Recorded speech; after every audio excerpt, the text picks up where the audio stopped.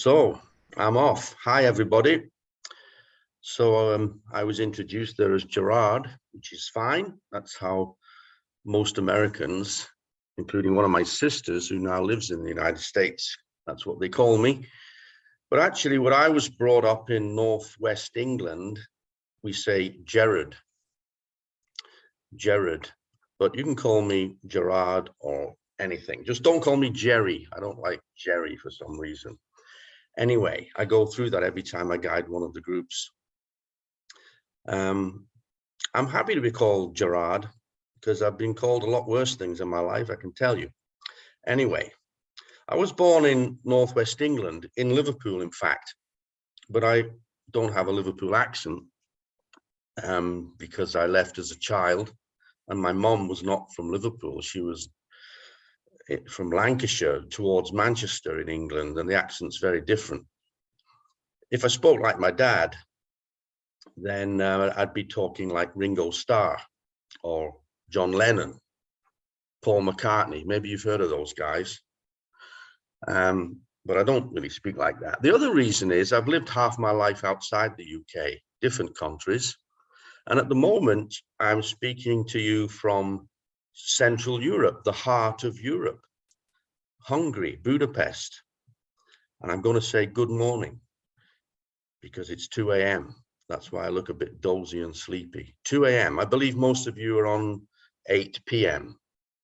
Monday. It's 2 a.m. Tuesday. So good morning, USA, or whatever they say. So, what else can I tell you about me? Well, I've been guiding trips for Naturalist Journeys for, well, I don't know, I think the first one was probably 10 years ago, maybe more. And in recent years, quite a lot, mostly in Europe and occasionally in Africa, Uganda, for example, on the Gorilla Trek trip, Greece, Austria, Hungary, Finland, Norway, Spitsbergen. So I'm very grateful to Peg and all the team there at Naturalist Journeys for giving me all that wonderful work. So I got interested in birds and wildlife in general as a kid. I don't know why, some people just do. And I was just into wildlife all the time. And I very quickly realized that I wanted to live my life and earn a living attached to wildlife, in particular to birds. And I don't really know why, it just happened. I didn't live in a particularly wild place. I lived in, as I said, northwest England, UK. Plenty of good birdie places there on the Irish Sea coast, north of Liverpool and along the coast of Wales. But I wouldn't call it wild. But now where I live in the central of Europe, there's a lot more open, wild, let's say, not exactly wilderness habitat. But I'll get back to that later. I hope I'm making sense to you with my funny accent. The other thing that I've been doing for 20 years or more is writing books. I've written 13 books on birds and wildlife, and I think I'm gonna try and click on those now and show you some. So I'm gonna share screen, click on that. I think there they are, is that right? It says that we're sharing your screen. Can you see them? There they are. Yep, we can see them. Right. Here's a couple. Woodpeckers of the World. The first one I wrote was Woodpeckers of Europe, the one on the right. That's out of print. If you can get hold of a copy of that on eBay or in a secondhand bookstore, it probably cost you $100 or more. That's sold out. They only printed a couple of thousand. Woodpeckers of the World is still around. That was printed and published in London by Bloomsbury. They did an American edition of this, published by, I think it was called Firefly in Canada, but that seems to have disappeared. Now, how do I scroll down? It won't go. Trying to move to the next. There you go. Sorry. Got it. Here's another couple, woodpecker, and then a monograph I wrote on the black woodpecker. Now, woodpecker, the one on the left, that's in a series published by a UK London-based small publisher called Reaction, with a K, Reaction, and they have an excellent series. I'm not saying that because I wrote one. It is an excellent series called the Animal Series. And you name an animal and they've got a book on it, you know, rhino, lobster, owl, bear, wolf, ant, cockroach. You think of one. They've got this series of hundreds of books, and it's always in the singular. They call it woodpecker, bear, ant, owl, not woodpeckers or owls. And it's described, this series, as not only the natural history of the bird or the animal, but the cultural history. And that was a very difficult book for me to write because there's a lot of literature in that, things about what woodpeckers mean to people and how they've featured in folklore and history and culture and mythology. The black woodpecker, the one on the right, well, that's a monograph on that species, which I studied for 20 years, mostly here in Hungary.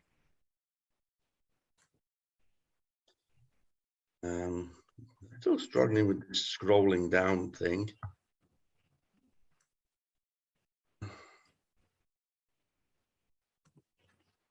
That's the way to do it. I have to roll it down.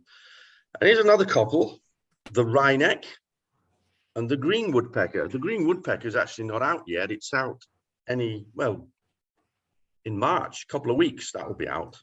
These are both published in the UK as well by Pelagic Publishing. The wryneck, as you know, or maybe you don't know, is a woodpecker, but it's a funny old woodpecker. It's an unusual woodpecker. It's a Eurasian species, as is the green woodpecker, as is the black woodpecker.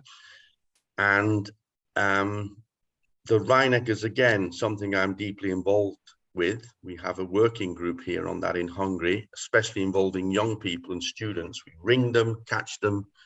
We build nest boxes for them because it's a woodpecker that doesn't make its own holes. Now you've seen a bit of a theme here.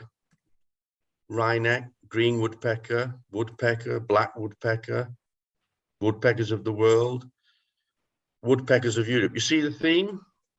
Hard to miss it because that's my real passion, woodpeckers. But occasionally I do other things. I wrote this Central and Eastern European wildlife book, a general colourful book. Again, another British publisher, Brat. And another little hobby of mine, passion, tracks and signs. And the one on the right there is a little pocket guide to the tracks and signs of some species in Europe. So there you go. I try to keep myself busy. These two I wrote under the time of COVID.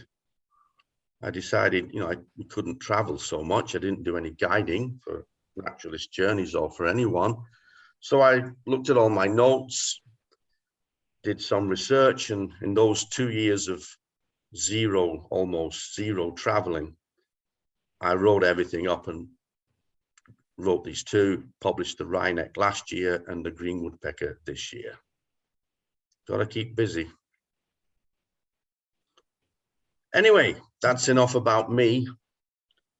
Let's get on to the trips and the birds and the other wildlife.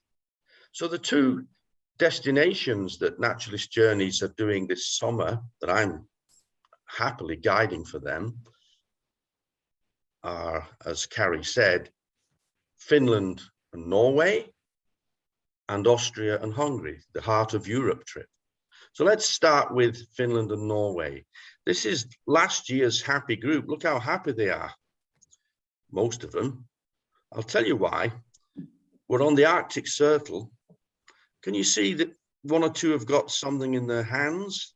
Well, we have this tradition. When we get to the Arctic Circle in Finland, we stop and we produce a little bottle of liquor. See, I'm using American English now, liquor. Small drink, small tipple called lakka. And lakka is cloudberry, lots of berries up there in the Arctic. And they distill this into a sweet little drink, alcoholic drink, and it's customary to have a little snifter of that on the Arctic Circle. Even I had one and I was driving. Actually, I didn't.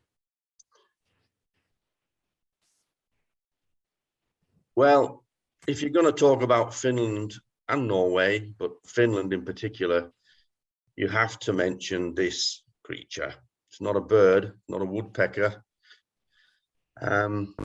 Anyone at any level can see that. It's a reindeer. Now, I'll tell you something about the reindeer. It's the same as the caribou, what you call in Canada and northern Alaska, I think you have them, caribou. It's the same species genetically, but there's a huge difference. The caribou, as far as I know, are wild. But the reindeer, which covers the Arctic part of Europe from Sweden, Norway, Finland, across Russia, Siberia, they're actually domesticated. They're not living in farms, but every single one of the millions of reindeer in Northern Europe and Russia are owned by someone.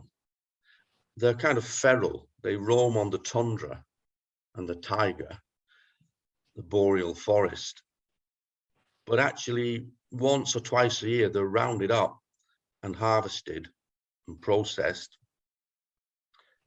And that's why you can get close, because they're kind of used to people, unlike caribou, who are still very wary of people. You can't hunt reindeer.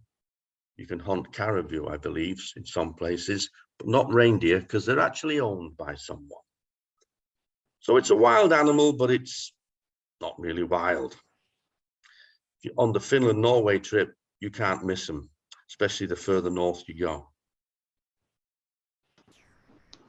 Hi, this is Carrie. I'm just interrupting for a second. I just Sure. I just wanted to make sure that the slides are caught up for everyone else. I'm having a little trouble with my own Wi-Fi, and I understand that everything's fine. So sorry to interrupt. No, that's fine. I'm glad you're on the techie side. I'm much more comfortable in the woods than in my room with my laptop. Anyway, Finland and Norway. Now, if you like owls, and I think everyone likes owls, even I like owls, and I'm a woodpecker guy, then this is a great trip. Finland and Norway, especially the Finland bit, is an owl trip on many days. This is a Eurasian pygmy owl. Northern pygmy owl, ferruginous pygmy owl. You have some in North America. They're very similar, close relatives. And we almost always get this in Finland, Norway. In fact, I think every trip I've done up there, we get a northern pygmy or two. Not often as close as this one, but we get it. Now, there's a story about this one. This is a young, recently fledged hawk owl, northern hawk owl. This is from last year's trip. I'll tell you what happened here. We had two vans, two minibuses, and I was driving one, and Matti, my Finnish friend and colleague, was the co-guide, local expert. He was driving the other, and he knew an active nest site, a territory, and we went there, and the birds weren't there. From a discreet distance, we put the telescopes on the nest, and they weren't there. They'd fledged. A couple of days earlier, his colleague had seen them there, but 2 days later, they'd gone. So disappointing. We walked down the road, and there was a chap painting his barn. And Matty went over and started to talk to this farmer or householder. I was having a chat with him, and then he beckoned us over. We go to this guy's garden. He's still painting his barn red, and the owls are in his garden. When I say garden, his yard's a very rural place. And there were 3 or 4 of these in different sizes, these juvenile hawk owls hopping around in the garden. And the chap said, come in, wander around. They didn't fly off because they couldn't fly. They were scrambling around on the ground. The adult was obviously nearby watching all this. And the funny thing was for me was, apart from amazing views of these birds, was that the chap just stayed on his ladder painting, and these owls are like hopping around almost at his feet. Incredible. Local knowledge. That's the thing about the owls in Finland too, that the local guides have all these birds more or less staked out. There's a very good network of birders in Finland and Norway, and they keep in touch with each other. So when we turn up, we have information. They know where things are. We're not just blindly wandering around the forest hoping to stumble on something. Here's another one. This is what we Europeans, Brits call Tengman's owl, Tengmans. I think most of you, I presume most people here from the United States, you would call this boreal owl. And another small owl. And we saw this too. This is bigger and more difficult to find. This is the Ural owl. I'm guessing, I think this is probably the size of your barred owl, maybe a bit bigger, I'm not sure. Smaller than a great horned owl. But it's a big owl and a forest owl and an aggressive owl. And sure enough, last year we saw this one too, up in the boreal forest, the tiger forest of Finland. Long-eared owl. Another one we saw last year, and this year, pretty confident we'll see them again. Nothing's guaranteed, but Finland, as I've said already 3 or 4 times, is a great trip for owls. There's some other birds too, of course. This is a quite common duck in Europe, in most of Europe, certainly Northern Europe. The tufted duck, pretty rare in North America. And we see lots of common birds like this as well, not just owls and difficult things like that. Not as common as the reindeer, but common enough. The common crane, a bit bigger than the sandhill crane, also common. You know, where I am sitting now in Hungary, 1 or 2 breeding pairs. Thousands come down here in the autumn on migration when they go from Scandinavia and Russia down to the Middle East and Africa. But Finland and Norway have breeding populations. And this is another bird that I don't like to use the word guaranteed, but it is.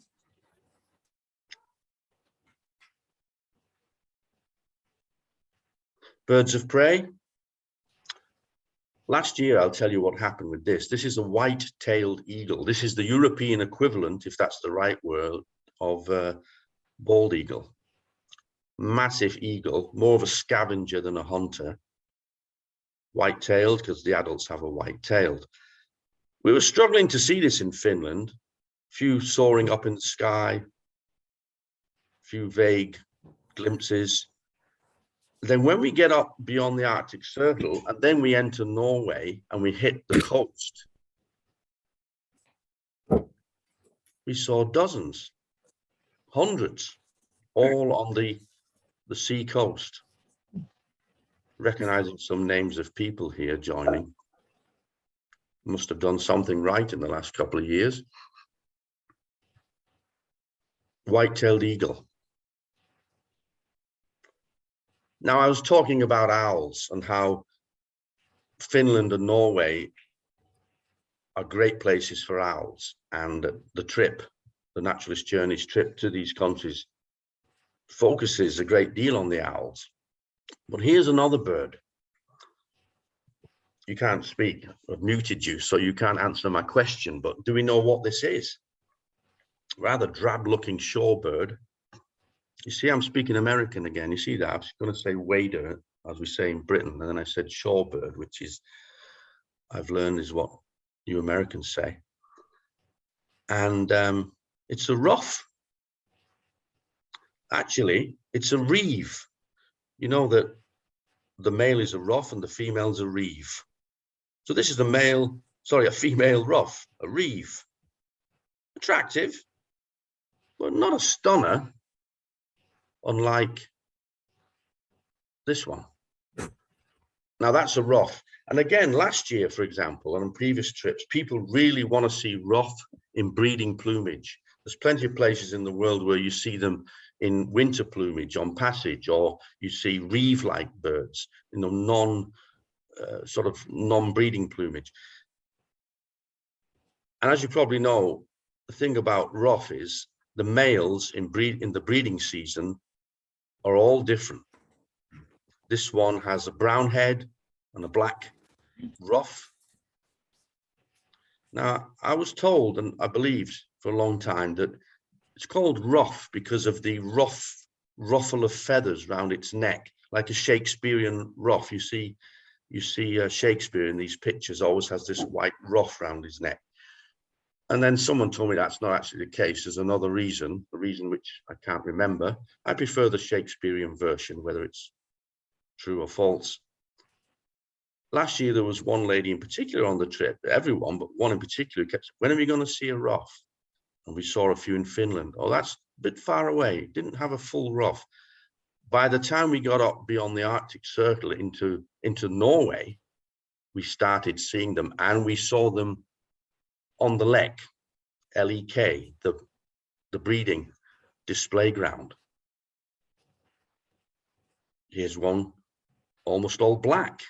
So that's a rufous one, a black one, and this chap, a little bit out of focus because I couldn't really get close enough, with a nice golden ruff, full display.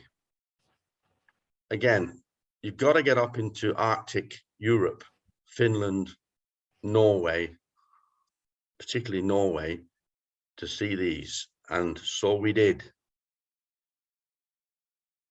The ruff now have an interesting breeding system. I once read, and I think there's one of these wildlife documentaries, it may have been one of these fantastic David Attenborough ones, where they showed a lek, display ground of ruff, and the females are hanging around and the males are showing off and fighting and displaying and posing.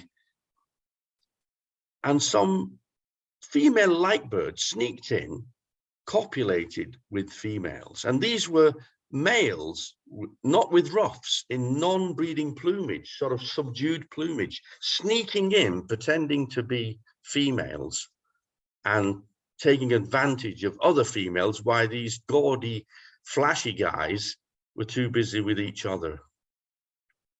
Seems like a good tactic. There's other shorebirds too. This is a dunlin up in Norway.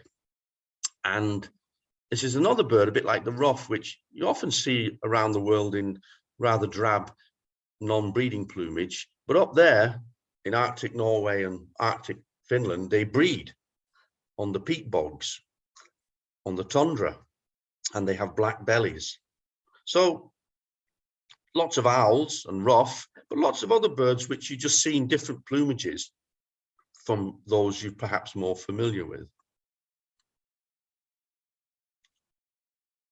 Now, this is one, I kept getting into trouble with this. I was shouting, Arctic skewer, and people said, no, it's a parasitic Jaeger. And I said, it's an Arctic skewer. No, it's of course, as Winston Churchill said, two nations separated by a common language. Same bird, Arctic skewer. Come on, it's a better name, isn't it? Parasitic Jaeger, what does that mean? Anyway, you get close to these, like a lot of Arctic birds, Jaegers, and the ruff, and the dunlin, they let you get a bit closer than birds further south, a bit more confiding. Now, right up in the north of Norway, where we sort of finish our trip before heading back south, you get the seabird colonies. These are guillemots, and the American name for these, I could never pronounce this. Is it moor or mure, common moor? And the people were laughing at me all the time. And I said, that's okay, you're calling me Gerard, and I'm Gerard, so I can say mure or mure, whatever. We had good fun with these names. Whatever they are, there's lots of them. And this picture was not a million miles away. We take a boat onto an island off the Arctic coast of Norway on our trip to a seabird colony. And you walk around the island, it's well managed, well organized, and you can get very close to these birds. They're really not that bothered. They don't fly away. They're very confiding. So you can get very close and get, if you're a photographer, it's a fantastic trip up. That part's fantastic. Again, this was a matter of yards, meters away. This is a razorbill. So at this trip to Finland and Norway, I won't say it has everything. I mean, it doesn't have birds of paradise or roadrunners, but or anything like that. But there's a real good mix. You've got the owls in the forest, you've got the shorebirds breeding on the tundra and the taiga, and then you've got the seabird colonies on the Bering Sea.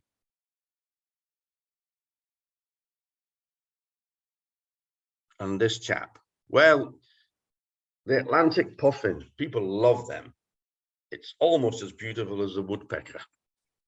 And again, this was literally at the track on the island. So what happens is we take this short boat, 15-minute boat ride from the mainland, from our hotel, and cross a little channel, which is part of the Bering Sea. Beyond that, way to the east is just Russia. There's nothing else, no more land. And this island has an enormous number of seabirds. Kittiwakes, fulmars, different gulls, guillemots, mures, puffins, all kinds of stuff. Barnacle geese. And unlike many seabird colony birding trips, you can get off the boat. You don't cruise around the island trying to get pictures, terrified you're going to go overboard or wobbling around or feeling sick. You can actually get off, land on the island, and there's a trail, very well organized, that just loops around most of the island. And the birds are breeding either side of the trail. You're not allowed to go off the trail to disturb them. And the birds are really not bothered. They're just looking at you. You could almost pick them up. And in fact, the bird banders, ringers, they do pick them up. This chap, again, couple of yards away, if that, feet away, the Atlantic puffin. Everyone loves puffins. Anyway, so that was a little bit about Finland and Norway. Now, the other trip that I've been asked to talk about, and I'm more than happy to talk about, is the Birding in the Heart of Europe trip, which involves Hungary and Austria. I should say Austria, because the trip starts in Vienna and then finishes in Budapest, where I'm sitting right now, in Hungary. That field of poppies right on the border between the two countries. There's a lot of, these two trips are birding trips, wildlife trips, but we squeeze in a bit of culture. And this trip in particular, the Austrian and Hungarian trip, you're visiting two countries with neighbors. Historically, they were often together in the Austro-Hungarian Empire. but quite different. I mean, the languages are completely different. Austro-German, of course, and Hungarian's on another level, on another branch of linguistics, totally. The food is different. Hungarian food is, most dishes are red with paprika chicken, goulash. And in Austria, it's schnitzels. Of course, there's some overlap, but it really is remarkable how two countries side by side can be so different. If you want a bottle of wine in Austria, they probably start at $10, $20. In Hungary, half of that, half the cost, or 2/3. Big differences between the two countries. Anyway, this poppy field is right on the border, and there are no border checks. Both Austria and Hungary are in the European Union, and there are no passport controls or anything. Indeed, the same goes for Finland and Norway. Very laid back, very open, very easy to get around. Well, I showed you, I think, almost one of the first pictures was the reindeer in Finland and Norway. Well, no reindeer down here, but we do have these. This is the Hungarian grey cattle, a huge steer, massive horns. We call it here the Harley Davidson of the cow world. And this magnificent creature was again in a field on the border between the two countries, which we cross halfway through the trip. Another big difference from Northern Europe, where there are no white storks, is Austria and Hungary has thousands of pairs of white stork. These are the ones that allegedly bring the babies. I've never actually seen that myself, but I know people who believe that myth. And they often nest on houses, barns, utility poles, just like this. You can get close, you can get good pictures. And this is another thing that's always fascinated me. This is a black stork, extremely close relative of the white stork in every way, genetically, but behavior-wise, nope. You will never see a black stork sat on a nest on someone's house or a roadside utility pole. You have to go into the forest to find the nest. You see it soaring around, you see it feeding in a field, but you approach a black stork, it will fly away. White storks allow approach. So extremely similar species, but quite different behavior. One associated with man, one very much afraid of man and women. The great bustard. A bit like the owls and the ruff that I showed you earlier in Finland and Norway, which are target birds. If you come to this part of the world, Austria and Hungary, you're visiting a place called the Carpathian Basin. That's a flat plain east of the Alps, west of the Carpathians. This flat plain, Hungary sits on that, has a very special bird, the great bustard. The other place to see this would be Spain and Portugal in Europe. Outside Spain, Portugal, Austria, Hungary gets a bit difficult. Habitat's gone, farmlands are too intensively farmed, agricultural methods have reduced the habitat for this magnificent bird. The great bustard is allegedly, I believe so, the heaviest flying bird. It's not the biggest bird. Cranes are taller, pelicans are bigger, albatrosses have bigger wingspans, but all those birds, there's no weight to them. They're very light. But the great bustard is a bulky, heavy bird, a turkey-sized bird. And males, I don't really do pounds anymore. I do kilos. And the males, like this chap, he'd be at least 20 kilos. One of you clever folks can work that out in pounds. It's heavy, and they do fly. And again, I'm not going to say guaranteed, but on the Austria and Hungary trip, we're going to see this. Not guaranteed, but we're going to see it.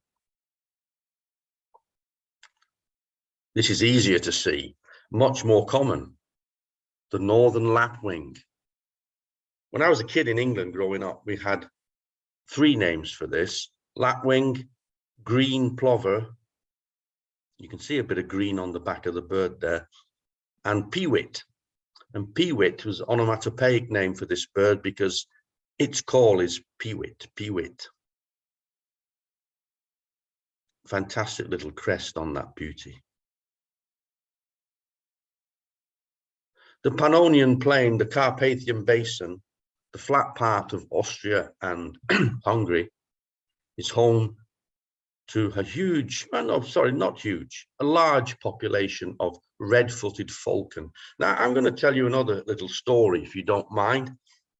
This is great because you can't respond to me and say no, so I can say what I like, really. Now, I was guiding a couple from the United States a few years back, and I saw a couple of red-footed falcons. This is a male, by the way, sat on a wire in Hungary at the roadside.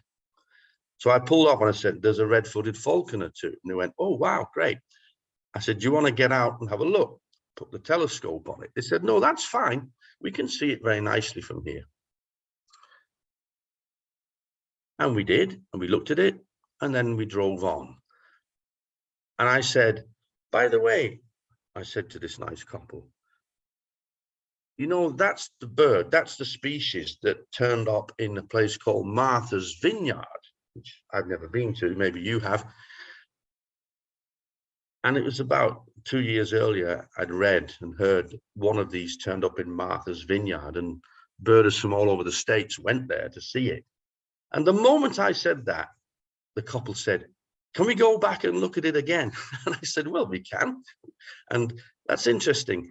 When I mentioned Martha's Vineyard, we went back. So the bird took on a new kind of persona, a new personality, a new significance. Birders are like that. We're a funny lot. We have our funny ways. Another iconic bird of the Austro-Hungarian trip and the Austro-Hungarian region, the imperial eagle. We see this on the Austrian side of the border and on the Hungarian side. A magnificent eagle about the size of a golden eagle. And the Carpathian Basin, the area we travel in on this trip, has the best European population of this majestic raptor. And a few more bits and pieces. This is a collared flycatcher. You don't see this on the Finland Norway trip, but we do see it on the Austrian and Hungarian trip. Common rosefinch. We see this in Austria, the foothills of the Alps. Bearded reedling. On the border of Austria and Hungary, and we stay there, is a large salt lake. The Hungarians call it Fertőtó, and the Austrians call it the Neusiedlersee.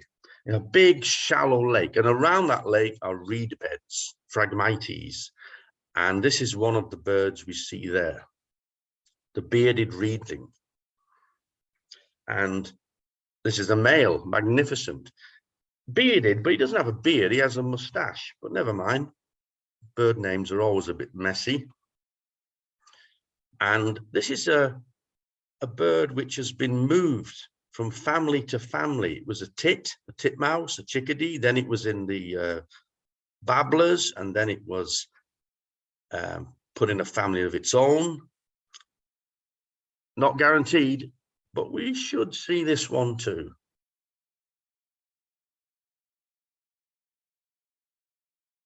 The hawfinch. This is about the size of your grosbeaks. Same family. It's a big, heavy finch. Woodland bird, but comes into gardens, yards as well. Another popular bird. Biggest finch in Europe. Hawfinch. This is a roadside bird. Very common. The crested lark.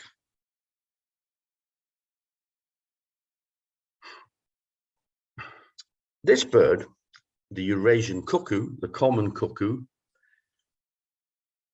is the only cuckoo in the world which actually says properly cuckoo, hence the name. I've seen lots of cuckoos around the world like you have. You even have some in the United States. They don't say cuckoo. Correct me if I'm wrong later when you get the chance to speak. It's a brood parasite, of course, puts its eggs in the nests of other birds, which then raise the cuckoo chick as if it was their own. And we can see this in Austria, Hungary, Finland. Not uncommon, can be tricky to see. Iconic bird, the cuckoo.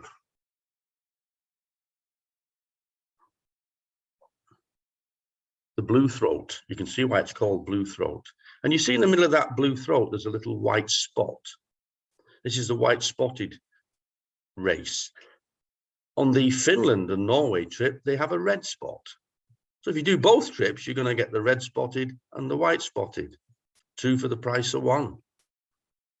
Blue throat, a little chat-sized bird.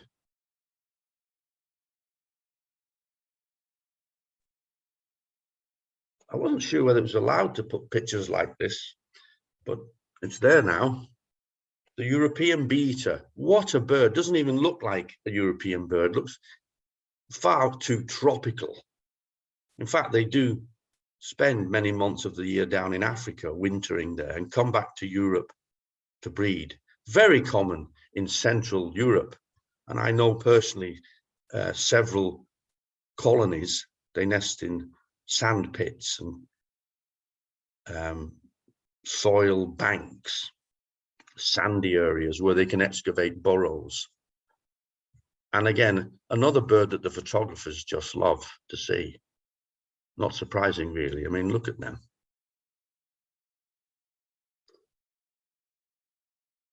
Well, in my experience, this is another one where I hear that lovely American phrase, awesome. Awesome. Wow. I mean, look at that. The hoopoe. Again, not going to see this on the Scandinavian trip in Finland and Norway. Different things up there. But when you get down to Austria and Hungary, we get this kind of thing.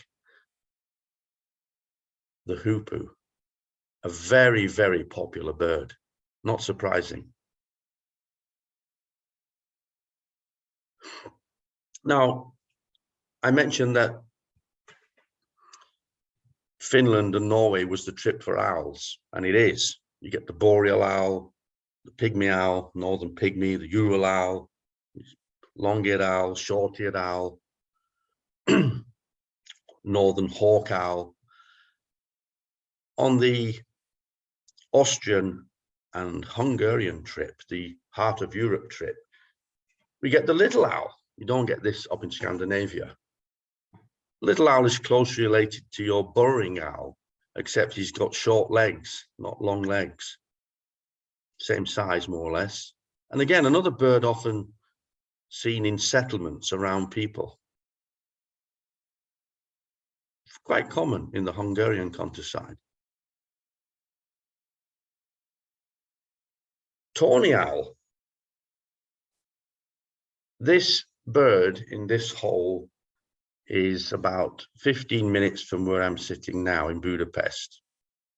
It's 2:44 a.m. now, so I'm not going up there to prove it, but this is my local tawny owl. If you come on the trip, we might divert and go and see him.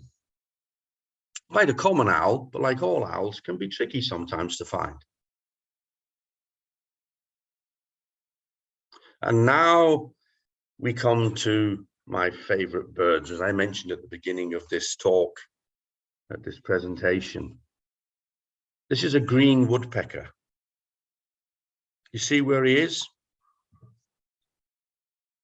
Naturalist Journeys friends, clients often say to me, it's like a flicker. And that's right. The green woodpecker spends a lot of time on the ground foraging, just like your northern flickers do. Quite common. Again, this is one on the Austro Hungarian trip, not on the Scandinavian trip. They don't have this one up there. They do have this in Scandinavia, and we have it down here in Central Europe. The grey-headed woodpecker, sometimes called grey-faced woodpecker. And this one, available on both trips.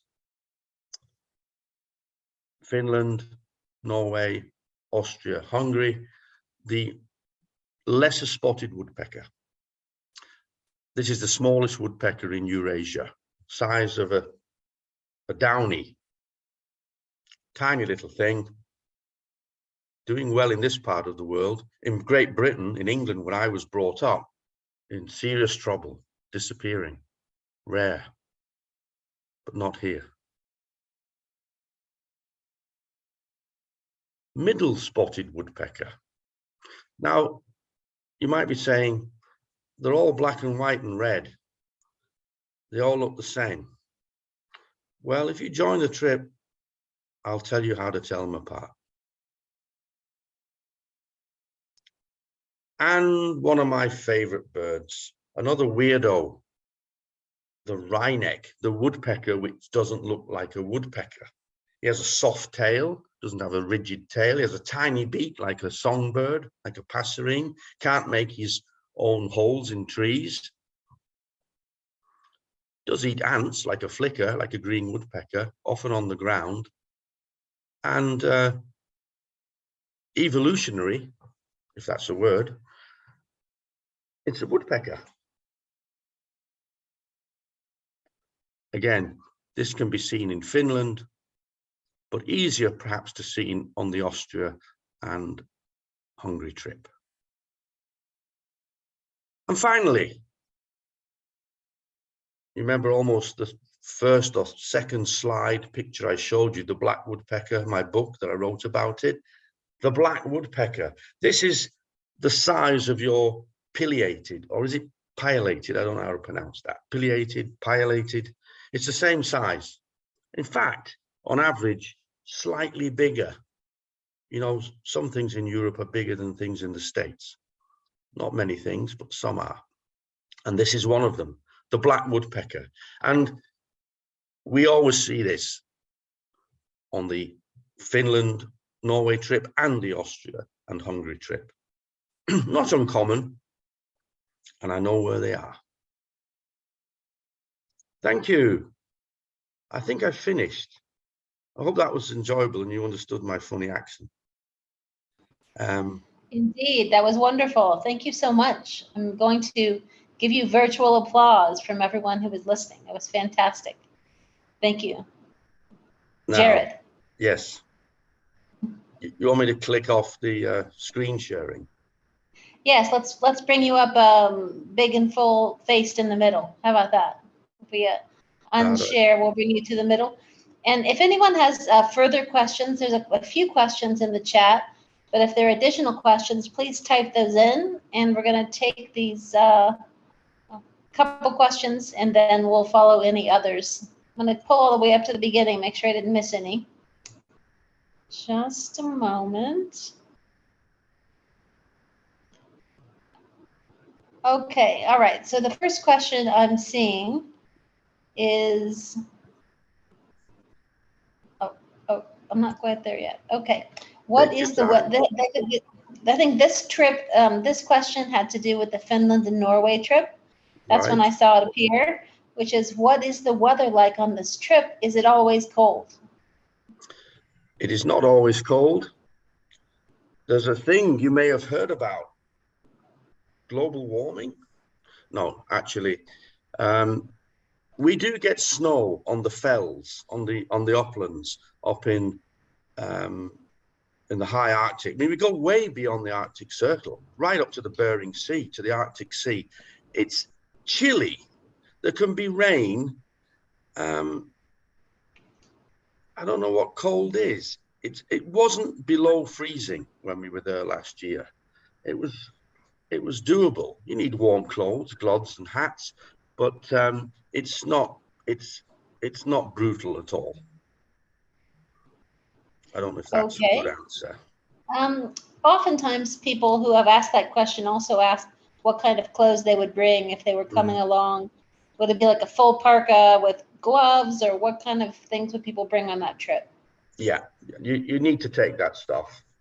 And as we get in and out of the van, you can decide whether you need it or not. Yeah, let's be serious. So we're way up. It'd be, I guess it would be like you going on a trip to Alaska. You know, what would you take up there? Depends on the time of year. So it'd be June, which is the summer up there. That's why we do the trip in June, because before that, if you went in April or even May, it's still the end of winter. But June is when all the birds are back and the weather is suitable. Okay, fantastic. Next question. Do you see birds that are summer visitors to Finland and Norway? And where do they winter? A lot of the birds I showed you there, like the shorebirds, the ruff and the dunlin, and the alcids, the guillemots, the mure, that word I can't pronounce, and the puffin. I mean, they're not there in the winter. The owls, of course, are, and the woodpeckers, they're hidden in the forest. So I would say about half the birds we see are shooting up to the Arctic to breed. Again, let's use that comparison. Birds from the Central Americas and the southern states go up to Canada and Alaska, and then they come back down again. So it's a bit like that. Finland and Norway is a bit like Canada to Mexico, from Mediterranean to Scandinavia, something like that, if that makes sense. Okay, the next question I have for you is from me, and that question is, oh no. why are the ruff males in breeding plumage, why are they so different from one another? What's the function evolutionarily of that? Well, I'm no expert on ruff, but from what I've read and what I believe, the ones who have white ruffs, white heads, do better than the ones with dark heads. And how it works out who has what, I do not know. It must be a genetic thing. To put it simply, I don't know why they're colored differently, but it looks like the white guys, the ones with the white ruffs, seem to get more females than the darker ones, and I don't know why that is. Sorry. You have to ask me about woodpeckers. I might be able to answer that. Okay, I'll ask someone else's question while I think of a woodpecker question. Right. So the next question I have for you here is completely unrelated to either of these trips, but here it is. Okay. Where are the sandhill cranes when I don't see them here in Arizona? Where are the sandhill cranes? That's right. When they're not in Arizona, where are they? Well, you should be asking one of your compatriots, not me. But All right, yeah. Go ahead. Well, we have James Smith on the line. They go north, don't they? Go north. They breed up north, don't they? That's right.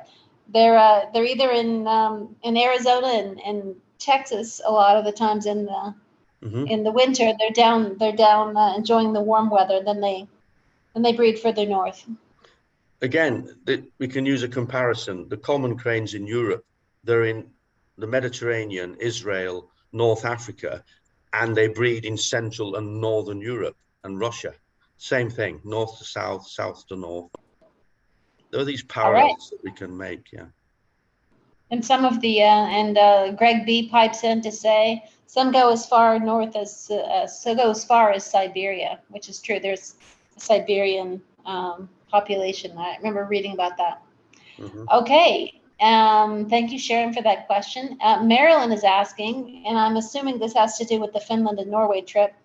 Are there polar bears possible on this trip? No, no. Okay. This trip is on the mainland of Norway and Finland. You need to go on the Spitsbergen Svalbard trip, which Naturalist Journeys do. I did that trip last year, actually, and you need to go on that trip for polar bears. Okay, that sounds fantastic. Does anybody have a woodpecker question? Because this is one of the foremost experts in the world with woodpeckers. Okay, here's a question. Looks like it's Finland and Norway. What kind of lodging does the trip have north of the Arctic Circle? The lodging question. What kind of lodging? I presume you mean the standard, yeah? Well, throughout Scandinavia and Finland, Fennoscandia, the accommodations are good quality, but things are very simple, not basic. They're simple. I'm trying to think of the right word. You know, everything works, but the Finns and the Norwegians don't go in for sort of glossy, over-the-top stuff. So warm, dry, everything works, comfortable, but not luxurious. But yeah, that's how I would phrase it.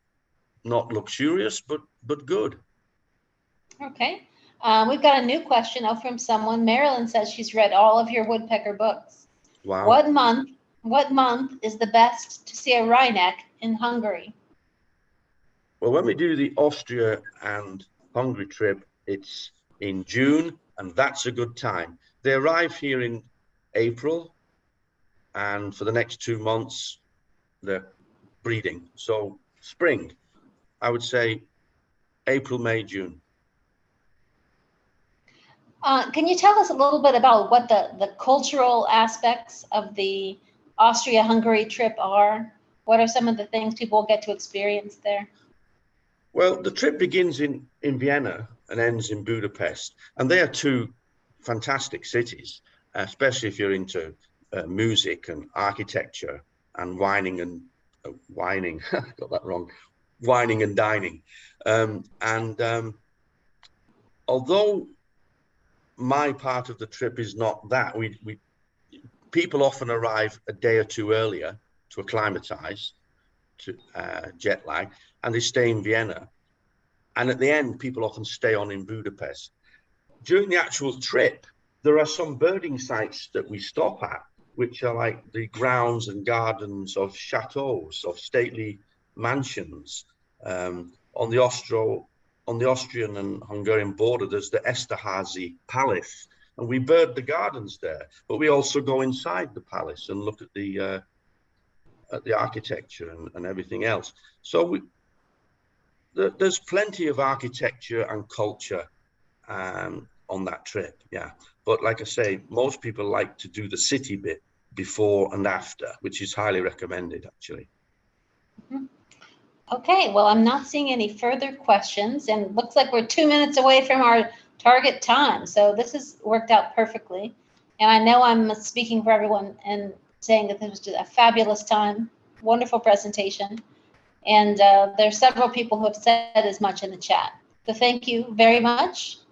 And we'll sign off. If this recording works, I'll post it to the Facebook page tomorrow so you can share it with other people. Thanks for coming. Well, can I go to bed now? You certainly may. I see you've got a nice lineup of line. Speaking of wining and dining, looks like you've got a good shelf full over there on the behind. Yeah, you don't lose any weight on these trips. That is a fact.